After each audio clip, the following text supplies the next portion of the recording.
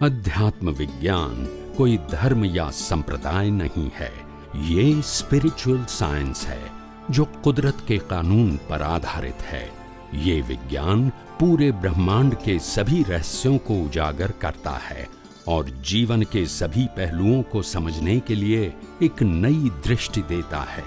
इसी को art of vision कहते हैं, दुनिया को देखने की एक नई दृष्टि, जो अध्यात्म विज्ञानी परम पूज्य स्वामी श्री कमलेशानंद जी के निर्देशन में सनातन सत्य का अनुसंधान कर हमारे जीवन को प्रकाशित करे।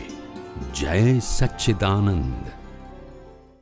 छोटी छोटी सोच में जो अहम बड़ा हो जाता है तो हम एडजस्ट नहीं हो पाते, और इसीलिए ये प्रकृति जो है, ये प्रकृति को ज्ञानी भगवंतों ने माया की जाल कहा। क्या कहा? माया की जाल। उसको समझना आसान नहीं है। माया की जाल, वो माया की जाल का एग्जाम्पल ऐसा है हमारे गुजराती में, लक्कड़ के लाड़ू। कैसे? लक्कड़ के लाड़ू। लाड़ू कैसे? लक्कड़ के। तो लक्कड़ के लाड़ू लाड़ू जैसे ही दिखेंगे, खाएगा वो भी पछताएगा, नहीं खाएगा वो भी पछताएगा। नहीं खाएगा तो कहेगा उन्होंने खाया मैं रह गया, और खाएगा उसका दांत टूट जाएगा। दोनों पछताएगा। नहीं समझ में आया? तो ऐसी दुनिया है, और इसीलिए दुनिया में कोई कंडीशन करने की जरूरत, जो भी संजोग आए उसमें संभाव में रहो। इसमें रहो संभाव में, और यही कुदरती रचना है। और ये संजोग जो आया है, भले पसंद या नापसंद हो सकता है प्रकृति को, मगर ये संजोग आया है वो जाने के लिए ही आया है। किसके लिए आया है? जाने के लिए, आने के लिए नहीं आया है। तो जैसे जैसे समय कटता जाएगा आपको रिलैक्सेशन महसूस होगा कि ये जा रहा है। आप समझे? घर में बाहर गांव से मेहमान आते हैं, 2-4 व्यक्ति सामने, माता पिता है, 2 बच्चे हैं, ऐसे करके 4 व्यक्ति हुए, और हमारे घर में मेहमान होकर आए। तो बिना पूछे आए, अतिथि तो बोलते हैं, वो तिथि बताते हैं नहीं है, तिथि तो आ गए, तो वेलकम तो करना ही पड़ेगा। मगर अभी ऐसा तो नहीं कहेंगे कब जाने वाला है, ऐसा तो पूछ नहीं सकते। ये हमारा कल्चर नहीं है, मगर हम पढ़े लिखे हैं। अच्छा, तो हम कहेंगे आपका प्रोग्राम क्या है? बोलते नहीं है। उसमें हमको मालूम हो जाता है कि वो कब जाने वाले, बोलते नहीं। ऐसी दुनिया चलती है। समझ में आया? हमको कोई भी बात, कोई भी अवस्था हमको भारी लगती है। क्या लगती है? भारी लगती है। ऐसा नहीं लगना चाहिए। ये हमारे ही कर्मों का फल है। ये ध्यान रखो। और अवस्था में व्यक्तियों के लिए राग द्वेष मत करो, क्योंकि यह संजोग कुदरत ने दिया है हमारे दोनों का हिसाब खत्म करने के लिए, शुरू करने के लिए नहीं। मगर तुम राग द्वेष करोगे तो फिर नया शुरू खत्म करने के लिए संजोग दिया है, शुरू करने के लिए नहीं। तो उस प्रकार से देखो। समझ में आया? उस प्रकार से दादा भगवान ने एक बार हस्बैंड और वाइफ दोनों का झगड़ा हो गया, और दोनों ने ज्ञान लिया था। तो दोनों दादा भगवान के पास सत्संग में आते थे। एक बार आए और आके फिर वाइफ ने कंप्लेन शुरू कर दिया, दादाजी हमने दोनों ने ज्ञान लिया है, मगर ये हमारा हस्बैंड तो कुछ सुनता नहीं है। अच्छा, क्या बताया? कुछ सुनता नहीं। मैं कहूँ चढ़ विधि करो तो वो करते नहीं, मैं कहूँ प्रतिक्रमण करो तो करते नहीं, मैं कहूँ सामायिक करो तो करते नहीं, आरती करो तो करते नहीं। आप समझे? बोला तुमको करना है तो करो। अच्छा, विज्ञान तो दोनों ने लिया है, अभी ये करता नहीं है, मैं क्या करूँ? और 5 साल हो गए ज्ञान के। अच्छा, दादा ने हस्बैंड को पूछा कि तुम्हारी क्या राय है भाई? तो पतिदेव ने कहा कि देखो दादाजी, मेरे को ये कुछ इतना सारा करने का पसंद नहीं है, मगर मैं विरोधी नहीं हूँ, और जो करती है वो करने देती हूँ। ऐसा नहीं कि तुम नहीं करो। अच्छा, मेरे को नहीं पसंद आता है तो मैं नहीं करता हूँ, मगर मैं विरोधी नहीं। तो दादा ने दोनों की बात सुनी, और सुनने के बाद कहा, एक किसी को ऐसा नहीं कहा कि तुम सही हो तुम गलत हो, ऐसा नहीं कहा। उन्होंने ये कहा जिसको मोक्ष में जाना है इसको करने का, नहीं जाना है तो नहीं करने का। नहीं समझ में आया? हाँ जी, हाँ जी, नहीं समझ में आया? समझ गए। फिर कंप्लेन की क्या बात है? कोई कंप्लेन नहीं समझ में आया? हाँ जी, तुम सही गलत ऐसा बोलने की क्या जरूरत है जी, तो बात ऐसी हो। हाँ जी, और इसीलिए ये विज्ञान भी ऐसा है, जिसको मुक्ति की ओर आगे बढ़ना है, अज्ञान को मिटाना है, जी, तो विज्ञान को समझ के दृष्टि से उपयोग करके अनुभव करने का, जी, और नहीं आगे बढ़ना है तो नहीं करने का। जी, इसमें कंपलसरी नहीं, नहीं। समझ में आया? हाँ जी। बोलिए। स्वामी जी, ये प्रतिष्ठित आत्मा जो है वो दादा भगवान की बहुत ही ऊंची शोध कोण है। और मुझे जिन जैसे जानकारी कि आपका लगभग 10-11 वर्षों का दादा भगवान के साथ में सानिध्य रहा, तो उनके जाने के पश्चात में जो भी थे उनके फॉलोअर्स आप्तपुत्र, उन्होंने प्रतिष्ठित आत्मा के ऊपर उतना जोर नहीं दिया है जितना आपने दिया है। तो इसका क्या कारण था कि आपने इस पर इतना फोकस किया? उसका क्या रीजन क्या था? वो प्रतिष्ठित आत्मा की वैल्यू ही नहीं समझे ना। अच्छा, आखिर इतने सारे अवतारों का संशोधन जो हमारे सामने ज्ञानी पुरुष ने रखा जी, उनकी बहुत वैल्यू थी। अच्छा, क्या थी? वैल्यू थी। हाँ जी, मगर वैल्यू समझ में आनी चाहिए ना। हाँ जी, हाँ जी, तो वो समझ में नहीं आई जी, और इसीलिए दादा भगवान ने प्रतिष्ठित आत्मा की बात तो कही, जी, बाद में ये कहा जी, कि अब हमको ये जो प्रतिष्ठित आत्मा जो है जी, वो आपका डिस्चार्ज है। ओके, अभी कोई चार्ज होता नहीं है, नहीं। जी, ठीक आप है, समझे? हाँ जी, तो लोग ऐसा समझे अभी हमको लाइव प्रतिष्ठित आत्मा होता नहीं है, ऐसा मान लिया, ऐसा मान लिया। हाँ, क्योंकि कर्म नहीं बनता है तो नहीं है। अच्छा, और जो पहले कर्म बना था तो डिस्चार्ज तो रहेगा।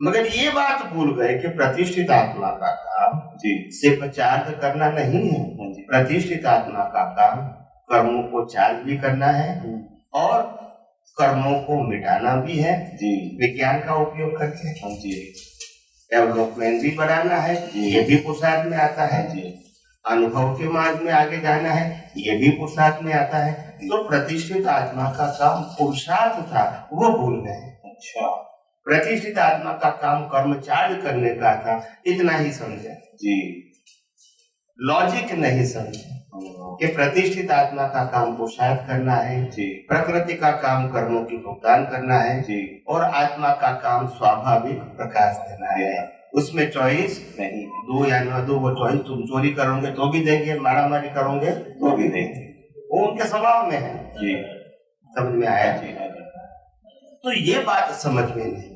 जी, और कई सारे वाक्य ऐसा सेट कर दिया जी, ताकि वो कहते प्रतिष्ठित आत्मा है ही नहीं। अच्छा, जी, आप कितने आत्मपुत्रों का सत्संग पुराना सुनोगे, जी, अभी तो थोड़े थोड़े अलर्ट हुए हैं जी, ये विज्ञान सुन के। सही बात है। मगर पहले कहते थे यहाँ प्रतिष्ठित आत्मा होता ही नहीं है, जी, हमारे को तो कर्म बंद होता ही नहीं है। जी, जो दादा भगवान ने सेंटेंस बोला था अमुक आशय से, ओके, वो सीधा रेडीमेड बोलने लगे। जी, फिर मैं कहूंगा कर्म नहीं बंद होता है, कर्म बंद नहीं होता है, जी, प्रतिष्ठित आत्मा नहीं होता है, जी, तो फिर पुरुषार्थ कौन करेगा? एक बात है, मेरे को आज्ञा का पालन करना है, जी, मेरे को शुद्ध आत्मा में रहना है, जी, मेरे को सभी अवस्थाओं को व्यवस्थित देखना है, जी, मेरे को संभाव में रहना है, ये पुरुषार्थ कौन करेगा? प्रतिष्ठित आत्मा करेगा। मगर लाइव तो है नहीं, तो मिस्टेक हो गई। मिस्टेक हो गई ना। जी, समझ में आया? जी, हाँ जी, उनको जो सिद्धांत के रूप में समझना चाहिए वो नहीं समझ पाए, जी, और उनके शब्दों को पकड़ लिया। और शुरुआत में तो सभी आप्तपुत्रों यही बोलते थे कि दादा भगवान ने कहा है कि मैंने जो कहा उसमें कानो मात्र भी फेरफार नहीं करना है। तो उनकी बातों को सिर्फ रिपीट ही करते थे। जी, क्या करते थे? रिपीट। अभी समझ में आने लगा ये विज्ञान समझ के, थोड़ा बहुत तो सुनते हैं, सब सुनते हैं। और जी जी जी, और आपको सुनने के बाद उसका आपको एविडेंस मिलेगा कि जो पहले नहीं बोलते थे वही बात बोलते हैं अभी। जी, समझ में आया? मगर वो अच्छी बात है, अच्छी बात है। कम से कम वो गुजराती में कहते हैं न, जाग्या त्यारथी सवार। तो भले ही बाद में पर विज्ञान की वैल्यू समझ में आई, वो अच्छी बात है। और हम भी यही मानते हैं जी, जो भी वक्ता है राधा भगवान के आत्मगुरु नहीं, दुनिया में जितने भी धर्म गुरु हैं जी, सबको ये विज्ञान की वैल्यू समझ में आनी चाहिए, क्योंकि ये विज्ञान कुदरत का कानून है, कोई व्यक्ति का विज्ञान नहीं है। और जितना विज्ञान समझ में आएगा इतनी आपकी दृष्टि यथार्थ और परिपक्व होगी और इसका आपका ज्ञान दर्शन भी सही होगा, तो इसमें आपको बताने का भी आसान रहेगा जी। फिर किसी को घुमाने की जरूरत नहीं पड़ेगी, ये मैं कहना चाहता हूँ। तो मेरे लिए तो आनंद की बात है कि विज्ञान की बात करते हैं, भले थोड़ी थोड़ी करते हैं मगर करते हैं, अच्छी बात है। भले वो अभी विज्ञान को सिद्धांत के रूप में नहीं समझे जी, मगर श्रद्धा के रूप में समझ के भी तो रिपीट करते हैं जी। आप समझे जी जी। कंफ्यूज क्यों होते हैं? क्योंकि वो सिद्धांत नहीं समझते, सिर्फ शब्द प्रयोग करते हैं जी। क्या करते हैं? शब्द प्रयोग। बहुत कंफ्यूज है जी। और रहेगा, रिलेटिव सत्य का मतलब ही कंफ्यूजन। अच्छा, उसमें कोई परमानेंट सॉल्यूशन नहीं है। कोई भी बात हो जी, चाहे सामाजिक बात है चाहे धार्मिक बात है, दोनों रिलेटिव सत्य का मतलब कंफ्यूजन, कोई परमानेंट सॉल्यूशन जी। सबका अपना अपना व्यू पॉइंट जी। आज भी इतना ही पजल है हर बात को। स्वामी जी, आत्मा और प्रतिष्ठित आत्मा, इसमें क्या भेद है? आप मेरे को थोड़ा क्लियर कर दें। आत्मा का मतलब होता है चेतन, अविनाशी, और इनका हर स्वभाव परमानेंट होता है। क्या बताया? चेतन, अविनाशी, और इनका हर स्वभाव अनंत ज्ञान, अनंत दर्शन, अनंत सुख, अनंत शक्ति, सब परमानेंट है। परमानेंट समझते हैं ना जी, कायमी जी। इसमें कोई परिवर्तन नहीं। इनका लाख होता है, जन्म मरण होगा तो भी उसमें परिवर्तन नहीं होगा। उसका नाम है शुद्ध आत्मा जी।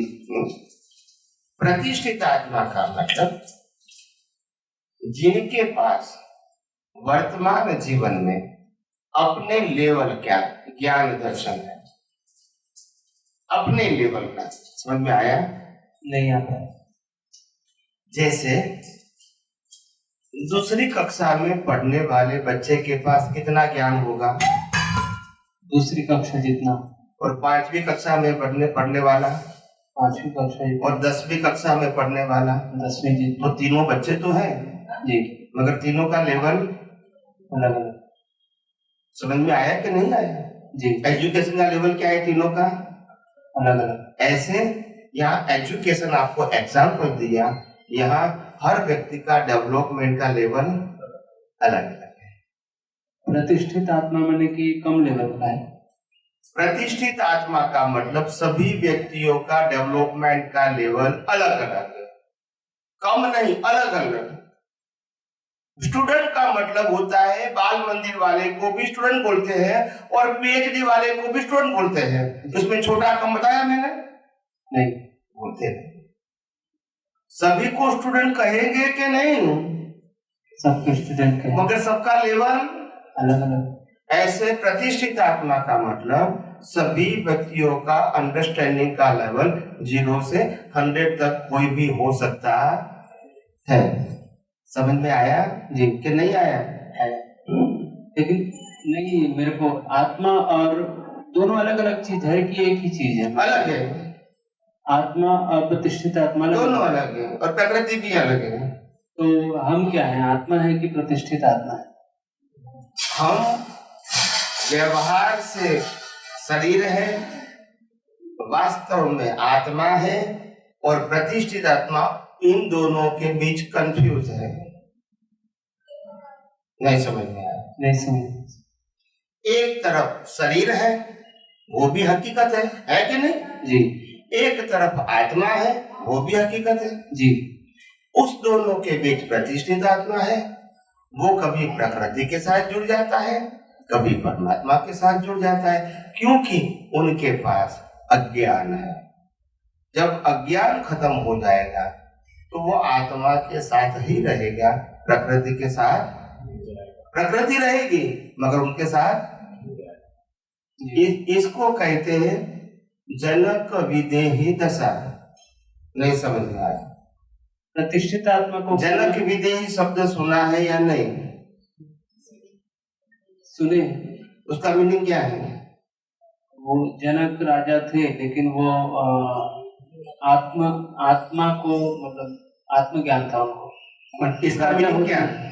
राजा होते हुए भी वो क्लियर नहीं है। वो मन वचन काया की कोई भी अवस्था है उससे वो मुक्त रहते थे, इसलिए विदेही, देह से मुक्त रहना उसको बोलते विदेही। समझ में आया? शरीर होते हुए भी शरीर से मुक्त रहते थे। जब शरीर से मुक्त रहेंगे तो शरीर की अवस्थाओं से अपने आप मुक्त रहेंगे कि नहीं? जी। और शरीर की अवस्थाओं से मुक्त रहेंगे तो फिर उसको राग द्वेष होगा नहीं, वही वितराग दशा है। तो प्रतिष्ठित आत्मा को मन कहेंगे क्या? प्रतिष्ठित आत्मा को मन कहना है तो कह सकते हैं, मगर वो लाइव मन है। कैसा है?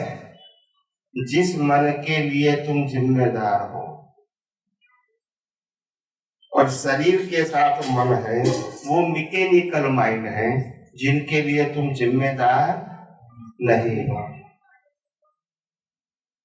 समझ में आया? नहीं समझ में आया। ये शरीर के साथ जुड़ा हुआ मन है जो कार्यों के साथ जुड़ा हुआ है। समझ में आया? जी। शरीर के साथ जुड़े सभी कार्यों के साथ जो मन जुड़ा है वो मैकेनिकल माइंड है। जी। पिछले अवतार का चार्ज, ये अवतार का डिस्चार्ज। समझ में आया? नहीं समझ में आया। पिछले अवतार में जो आपका लाइव मन था वही मन यहाँ मैकेनिकल हो गया। नहीं समझ में आया? उस शब्दों में थोड़ा कंफ्यूजन हो रहा है। पिछले अवतार में जो मन लाइव मन के आधार से कर्म चार्ज किए थे वो कर्मों की भुगतान के लिए कुदरत संजोग देगी, और वो चार्ज मन यहाँ डिस्चार्ज मन से वो संजोगों की भुगतान करता है। चार्ज में ये हिंदी में थोड़ा बोलिए, समझ में क्लियर। चार्ज का मतलब होता है जिंदा मन, मैकेनिकल का मतलब होता है मुर्दा मन, जिसमें आपके पास चॉइस नहीं है, क्योंकि लाइव मन से कर्म बनते हैं ना जी। तो वो कर्मों की भुगतान आएगी तो वो मन भी तो चाहिए ना जी। हमने पिछले अवतार में कर्मों को चार्ज किया मन से कि आइसक्रीम खाने में आनंद आता है, ऐसा हमारी बिलीफ थी जी। और हमने राग करके कर्म चार्ज किए जी। तो मान्यता तो रहेगी जी। और कर्म भी बना जी। तो कर्म का फल कुदरत देगी जी। और फल की भुगतान के लिए शरीर देगी और आइसक्रीम खाने का संयोग देंगे शरीर को। या सुनो जी। तो आइसक्रीम खाने का संयोग कुदरत देगी, वो खाने के लिए शरीर भी कुदरत देगी, और जो चार्ज मन था ये अभी डिस्चार्ज हो गया, वो आइसक्रीम खाते शरीर से आनंद की भुगतान करेगा। जी। नहीं समझ में आया? आया। कभी नहीं आया? आया। तो दोनों में क्या अंतर है? और एक जो डिस्चार्ज मन है और चार्ज मन है, डिस्चार्ज मन में जो अभी है वो हो रहा है, जो अभी का इस लाइफ का रहेगा, और डिस्चार्ज में पिछले अवतार का चार्ज है वो डिस्चार्ज हो रहा है। हाँ जी। और चार्ज का मतलब अभी चार्ज हो रहा है और वो ब्लैंक है, धीरे धीरे हम इसको भर रहे हैं। जी जी। और अगले जन्म में उसका मिलेगा। हाँ। जी। अभी पक्का समझ में आ गया? जी जी।